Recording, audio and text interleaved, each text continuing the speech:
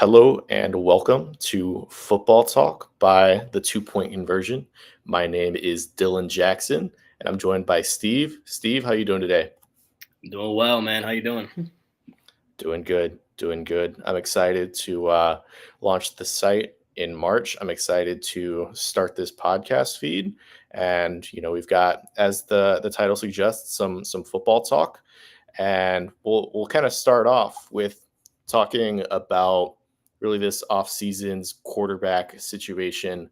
There's plenty of free agency quarterbacks. There's plenty that are going to be talked about draft time. The most notable is Matthew Stafford of the Los Angeles Rams. Apparently, has been the talk of the combine. What do you make of the Los Angeles Rams quarterback situation? Are they moving on too soon?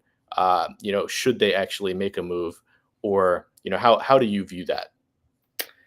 Yeah, I mean, it kind of seems like the right time to me. I think they got a good gauge on where they're at as a franchise, and clearly they're probably on the decline a little bit. So choosing now to sort of try to move Matt and just kind of start this new era of Rams football, I think that's probably a good decision. Now, who's buying Matt? That's the big question. That contract is massive, and I still rate him a lot. So I think if he can get into the right situation, that team could be pretty good. Um, so it'll definitely be interesting to see how it plays out. I know there's a couple of teams we got listed out as some potential buyers for him. So just trying to see who you're thinking there. I I think the main rumor right now is the Raiders. There was a big confrontation between, what was it, Ian Rappaport and some Yeah. other like newsbreaker. Mhm. So there's the Raiders are, I think, the obvious team right now where there's some rumors there, but I think the team that makes the most sense would be the New York Giants, right? And it kind of stems from the quarterbacks in this draft, maybe not necessarily being, as high of quality as last year, where you had three guys who were, could be first overall picks. Whereas this year, Shitter Sanders, Cam Ward, as good as they are, I'm not quite sure teams are going to view them as, that type of caliber, same as Drake May, Jaden Daniels, Caleb Williams. Yeah. So I think the Giants, being as desperate as they are for a quarterback, it makes sense to maybe not buy low, but if you can send a day two pick for Matt Stafford and keep that third overall pick, spend it on Travis Hunter, spend it on Abdul Carter, maybe some other type of player. I think that makes much more sense than exhausting that third overall pick on a quarterback that may not be as worth it as Jaden Daniels, Drake May, Caleb Williams. Yeah. Instead, you're kind of settling if you take a quarterback with that spot. Yeah. Yeah. I need some convincing to kind of get to Stafford to the Giants. I just don't see that being like a move they need to make right now. Like I don't think that offense is in a good place to bring him in, and for him, I don't know why he would really want to go there. I mean, bottom three team in the league. The defensive line is strong as we all know, and obviously Malik Neighbors is quite the player. But other than that, for a guy of his age, I just don't see that being like a good move for the Giants to make at this point. I think they should just sort of focus in on building the team and then bringing in that quarterback when they're ready to sort of make that playoff leap and compete. For me, I look at like the Steelers for Matt. If they decide to move on from Russ and Fields, which kind of seems like it's heading in that direction, I think obviously like Tomlin has Pittsburgh compete in the playoffs every single season. So you bring a guy in like Stafford, I think you can elevate that team a little bit and try to make a real push in the AFC, even though as strong as it is. And then also sleeper team, I would say the Colts. I like that fit for him up there. It doesn't seem like Anthony Richardson is going to be the guy moving forward. That's kind of what it's looking like. So I think bringing in Stafford and having him, try to elevate that team to be a serious playoff team, I think that'd be a pretty good idea.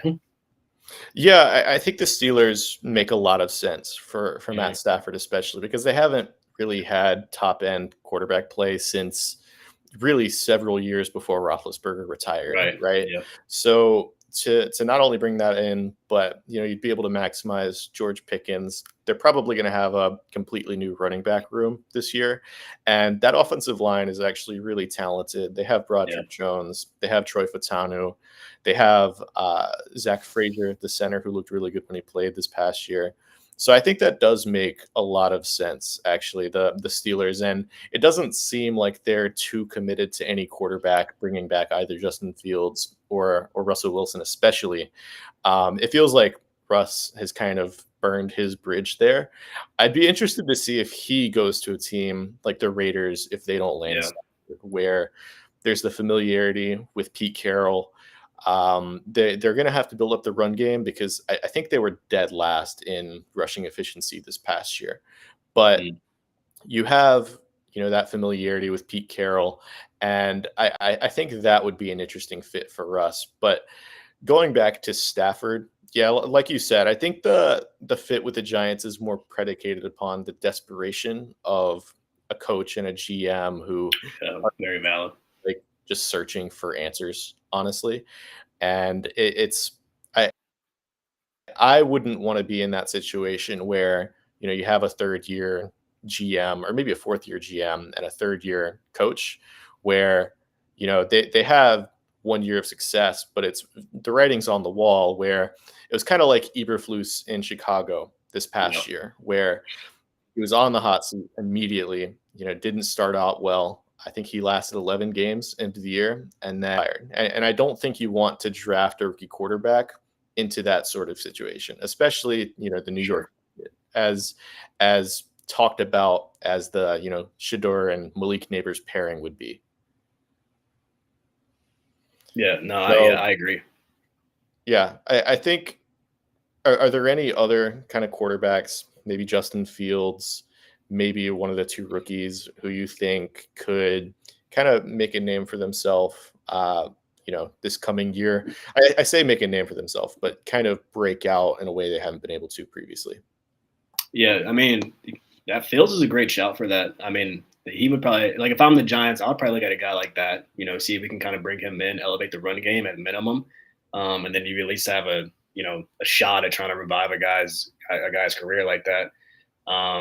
Then outside of him, I mean, we have Sam Darnold listed as like the next big free agency quarterback, I guess, and he sort of revitalized himself with the Vikings. And for me, I think the big question mark for me is still like, is he going to be as good as like the team around him? Obviously that Vikings team was amazing, so like I would still be hesitant to give him that big quarterback money. I'm still kind of looking at him as sort of like a prove it kind of a deal. And then so for me, like I look at those teams. I mean, the Giants would probably be a good fit there, I would think as well. Funny enough, I would say like the Jets, Raiders, Browns as well. So I mean, it'll be an interesting quarterback carousel. Yeah, I think Sam Darnold's interesting because we've had several years of him starting, some good, some bad.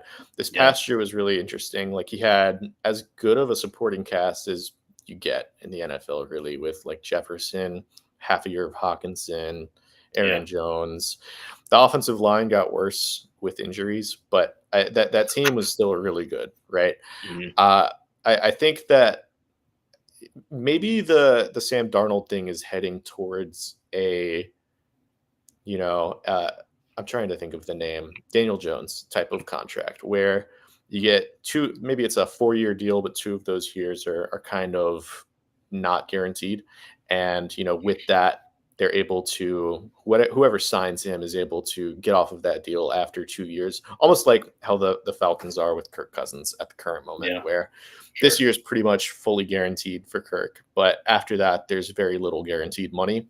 I could kind of see something like that, and I do think the Jets actually would make a lot of sense despite kind of the history there. yeah. It's a new regime. It's I would say I think I wonder how many players are in the offense right now that were there when Sam was there. It can't be a But lot, yeah, Garrett Wilson wasn't if there. any. I think No. I think most of the O line is fairly new. hmm Adams is probably gone. I don't know how long Conklin's been there, but I think it's basically an entirely new offense. And I mean, it's much needed because that offense before really didn't have any talent.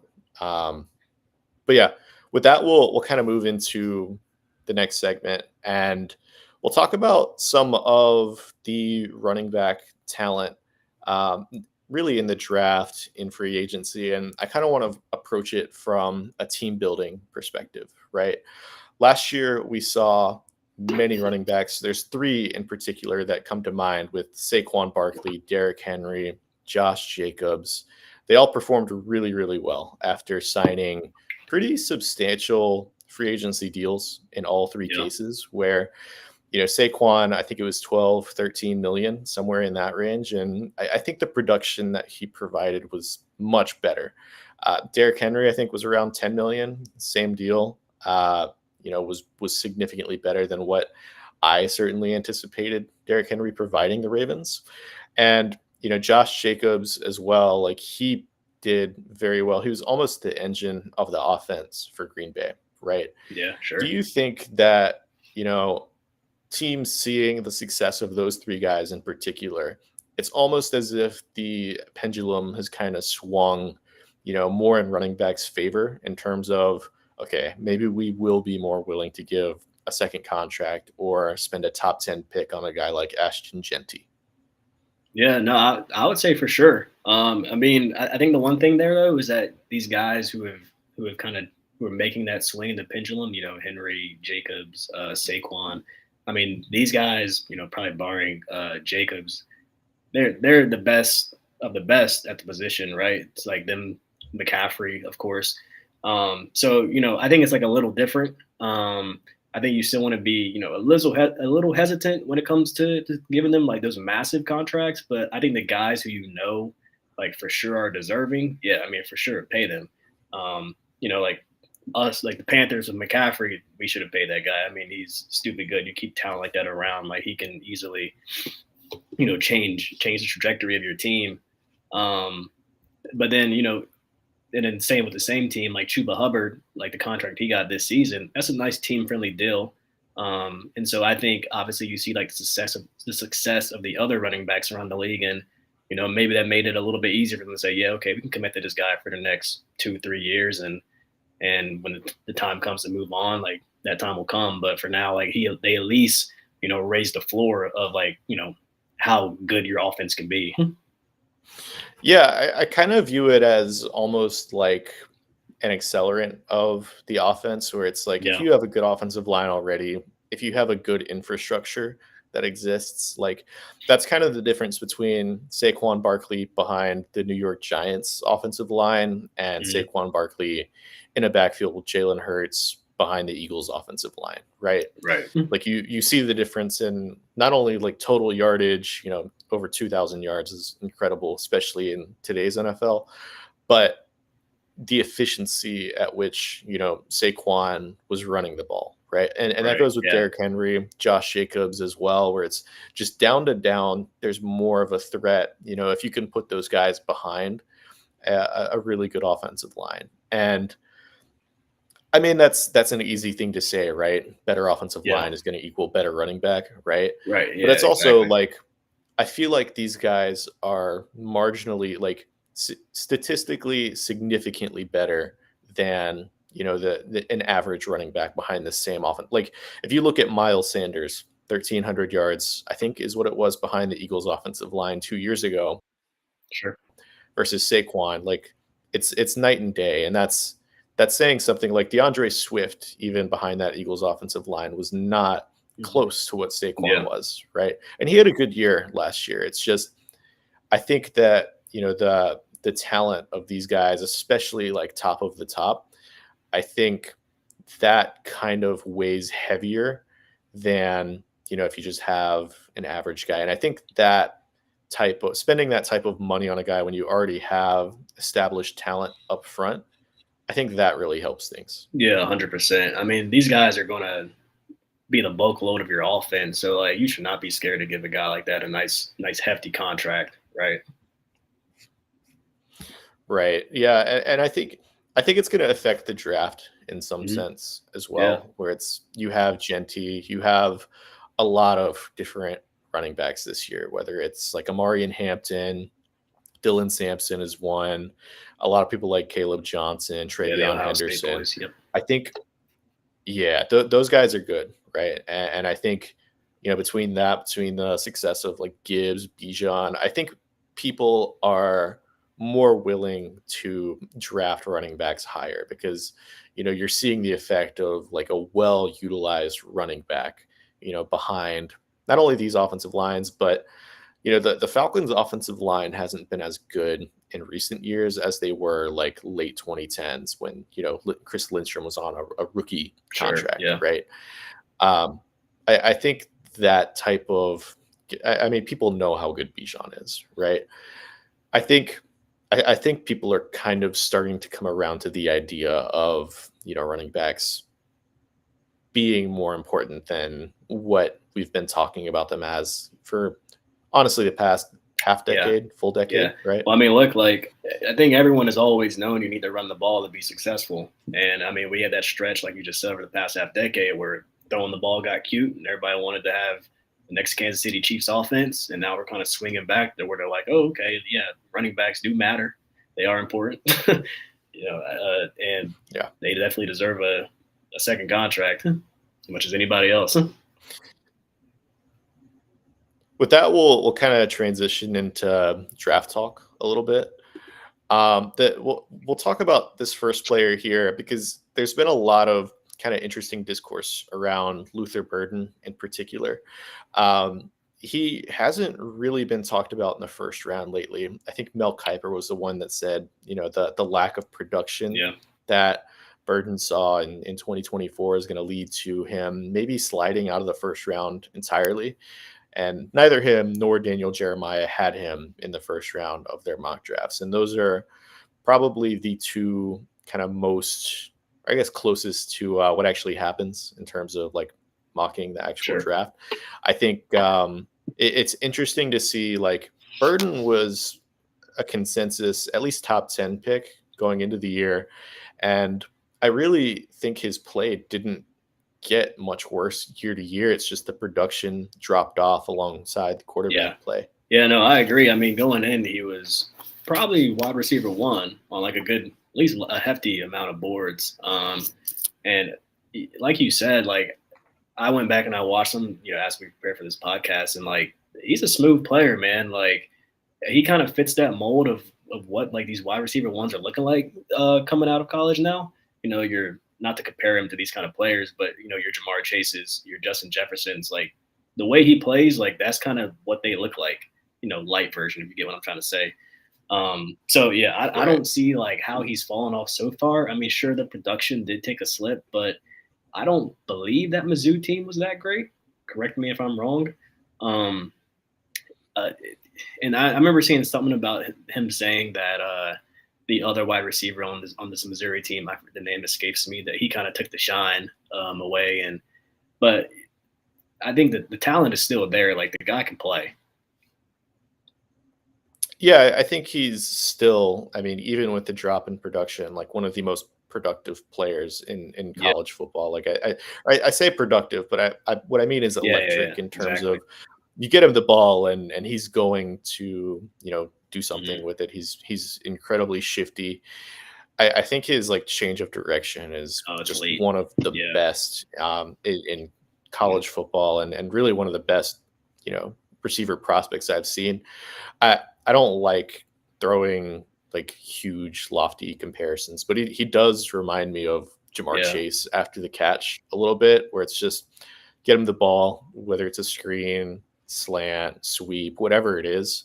If you're able to get him the ball consistently in space, whether there's blocking or not, I feel like he's going to be effective in getting you chunks of yardage. And I think that players such as, Luther Burden are just infinitely valuable to receiver course. For sure. I mean, if he does end up falling to the second round and someone gets him there, then I think they've gotten a hell of a player, because I would still have him first round grade. I mean, he may not be like top 10 or anything like that at this point, but for sure, I would say first round. Second round, that sounds crazy to me. So whoever gets him down there, congratulations. What are some potential fits you think for Luther Burden that would make sense? I mean, you got to look at these. I would try to pair him with like one of these young quarterbacks. I mean, we've got Washington listed here, Tennessee, Jacksonville as a bring him in alongside a guy that's like already there, and then I think he can sort of thrive as that number two option. Um, so I mean, yeah, any receiver needy team. Yeah, I think the one that immediately comes to my head is the New England Mhm. Patriots, where really their receiver core doesn't exist, right? It's Yeah, Jalen Polk who didn't have a good year. It's like Javon Baker who honestly didn't play. It's Kendrick Bourne. It's Demario Douglas who looks like a solid piece. I'm just not sure how good of a starter he's going mhm. to be. And I think the other one there is Kayshawn Booty, who uh, isn't the best receiver in the world, but he did, provide some, downfield threat for Drake May Yeah, last year. But getting somebody who, you can get the ball to in space and, you can manufacture touches for, I think the Patriots really need an engine for their offense. Like they just need a go-to guy. They don't really have that at tight end, running back, receiver. And I think Burden could be a guy where they could address offensive line in the first round if they go Will Campbell or Membu or somebody. And then they could go with a receiver in the second. If he's available, I think they pick what, like 38, 36, something like that.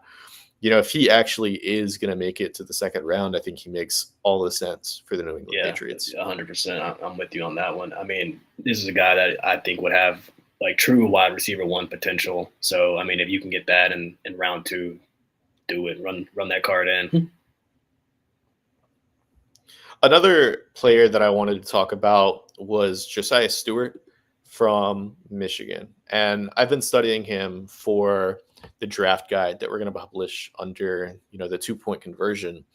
And he's just electric, right? Like he's a little bit Yeah, undersized. I say a little bit, but he's 6'1" as an edge rusher. That's not great. But he's 250, 6'1", and he's just, really, really fast, electric, off the yeah, edge. He plays with power in the run game. He's able to, beat tackles in all sorts of different ways, whether it's speed to power, whether it's, dipping, like you see here. I think that he's somebody that, despite his size, he's produced every single year in college, right? I believe he was at Coastal Carolina and then he went to Michigan after his sophomore year. So he's somebody that I think he's going to provide value as a speed rusher off the edge on second and third downs, to start as a rookie. And I think he has, like, despite his size, just a lot of power. He reminds me fair. of Nolan Smith in that way, where it's like, I mean, despite the size, he's going to set the edge. He's a really, really good weak side defender in the run game. So I think that he's somebody that, if your team needs an edge rusher in the second round, I don't think he'll go first just because of his Yeah, size. I don't think he'll meet teams' thresholds. But I think that, he's an impact player from the jump. He played in probably the best situation an edge can yeah. play I in mean, them with, D like, tackles are crazy. you know, Graham and yeah, I mean, Kenneth.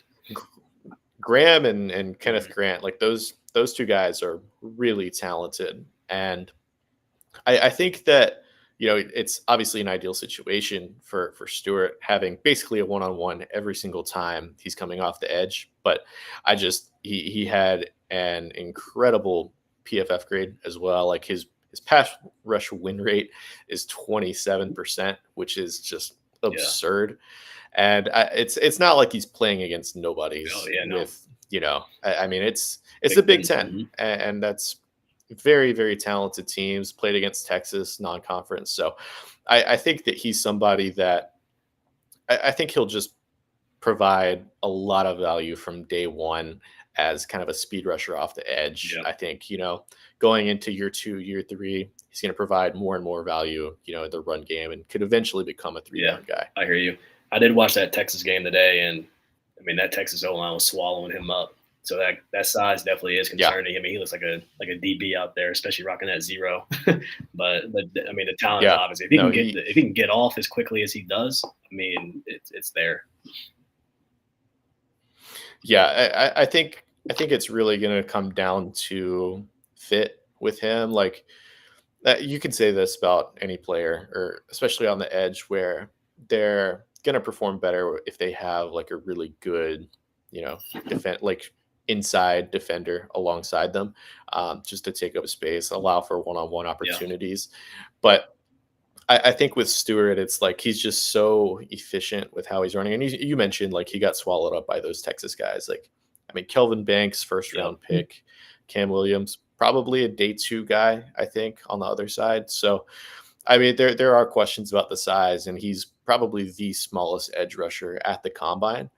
But I am blown away by his production and his speed, and I do think that he's kind of tenacious enough to make a difference eventually at all Yeah, three that's a downs. good point. I mean, even then, I mentioned that Texas game. The motor was still there. Like I could 100% see that, like every single play. So, I mean, for sure.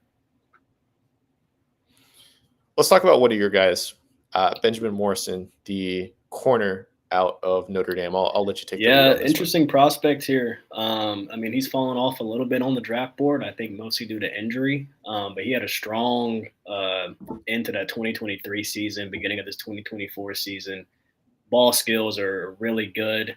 He's got a little bit of like a Travion Diggs discourse to where it's like, okay, we know you got that home run hit ability. Like you can make plays. You see it here with the interceptions. But it's kind of, you still have some question marks in coverage. A lot of open windows to throw into.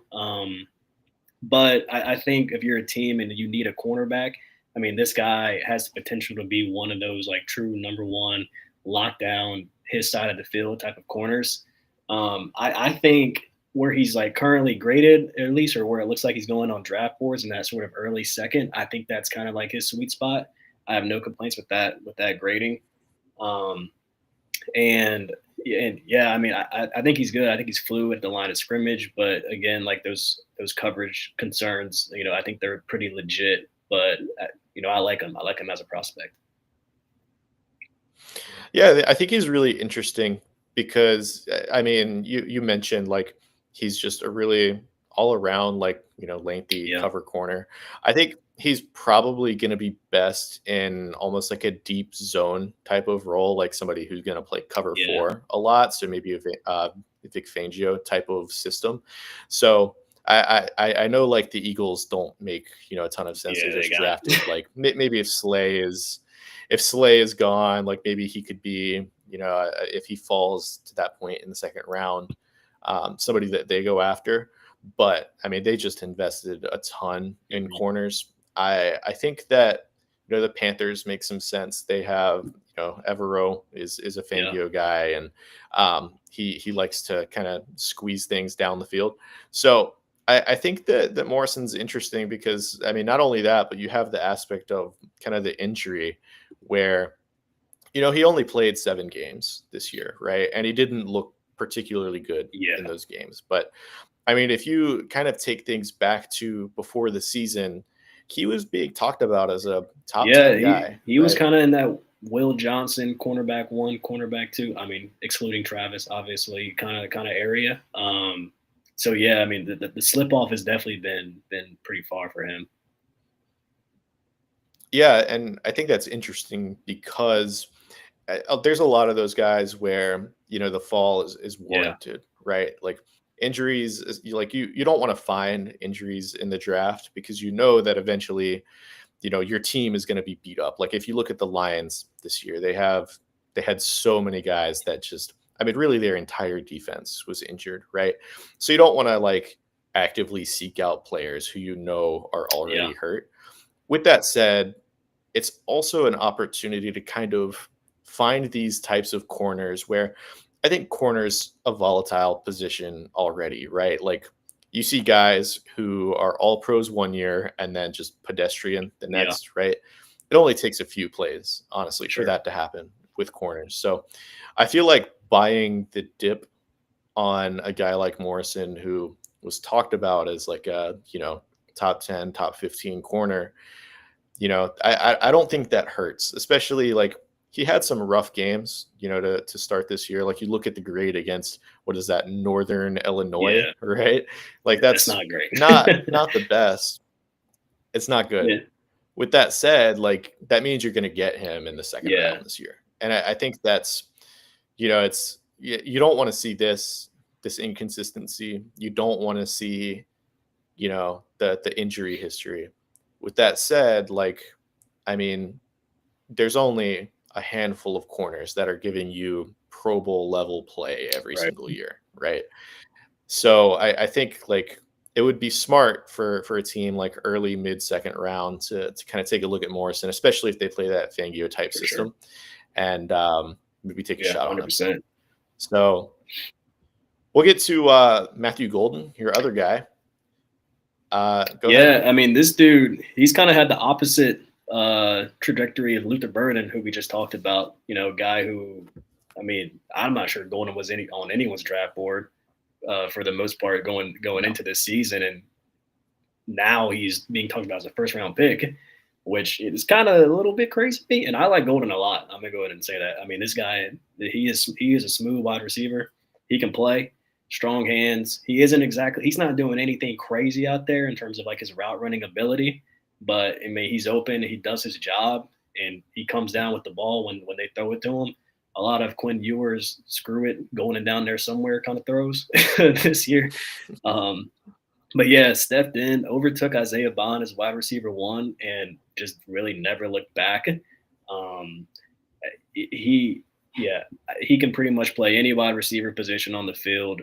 He's going to be a pretty good prospect. Again, my only concern is I'm not sure if he like truly has that wide receiver one potential that you'd be looking for at like the back end of like the first round. But I think he can come in and be like a really, really strong number two. And like a low end one in situations where need be. But yeah, I think he's a great player, and his rise has been something else this year.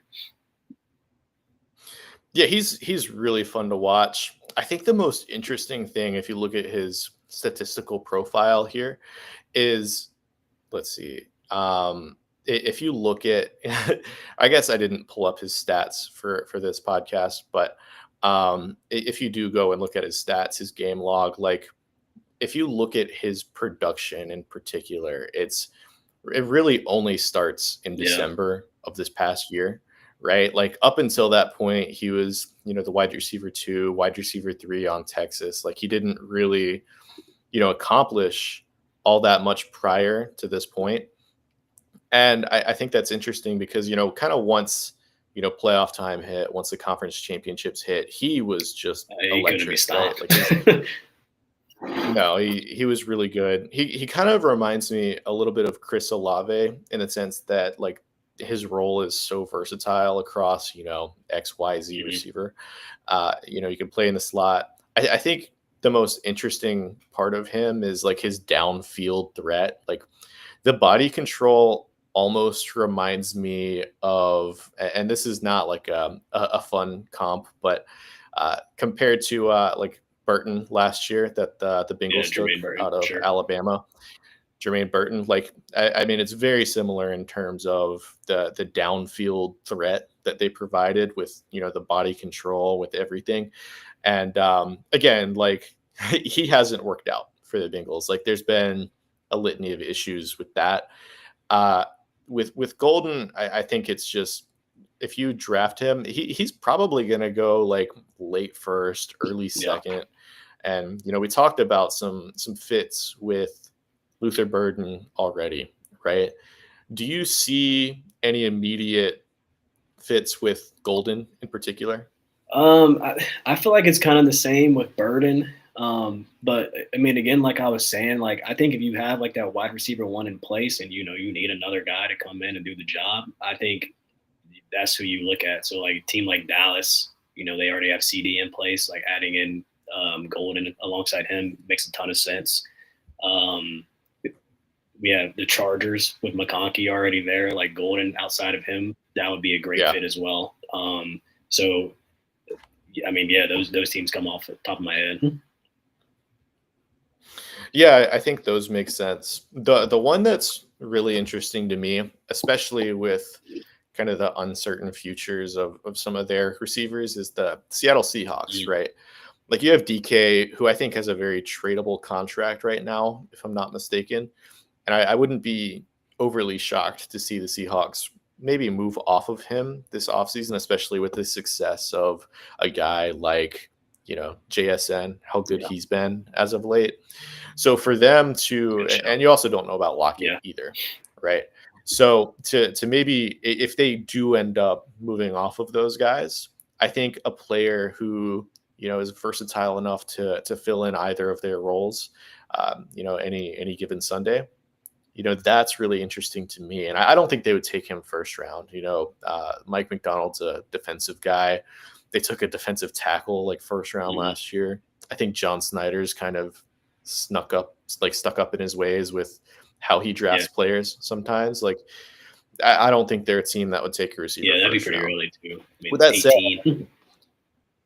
yeah, like I don't think he's going to go that far, and I think some people have him going that high.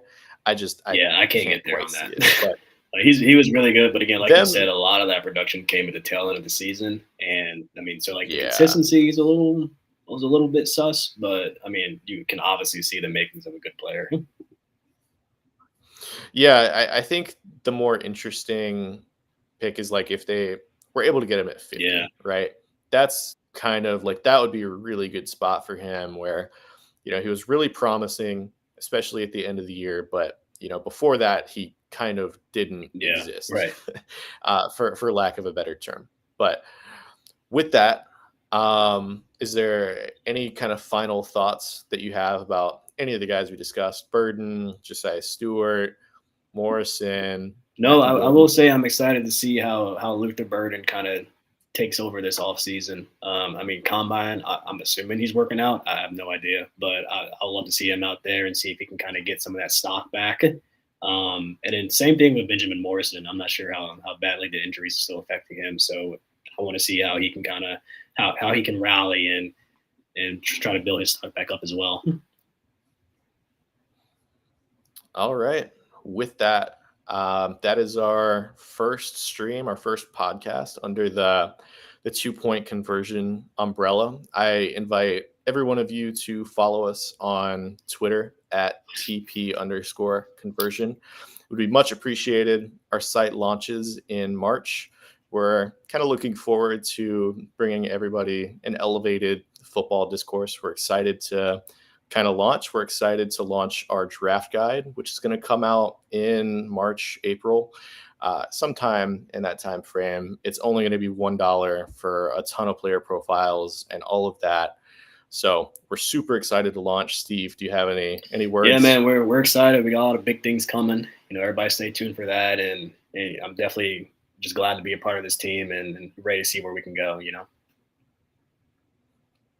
With that said, if anybody is interested in potentially contributing for the 2 point conversion, we have an application on our Twitter. Just scroll down, you should be able to find it. And once again, follow our Twitter. Steve, do you want to plug your Yep, Twitter as at well? Steve's tweets, STEVESTWEETS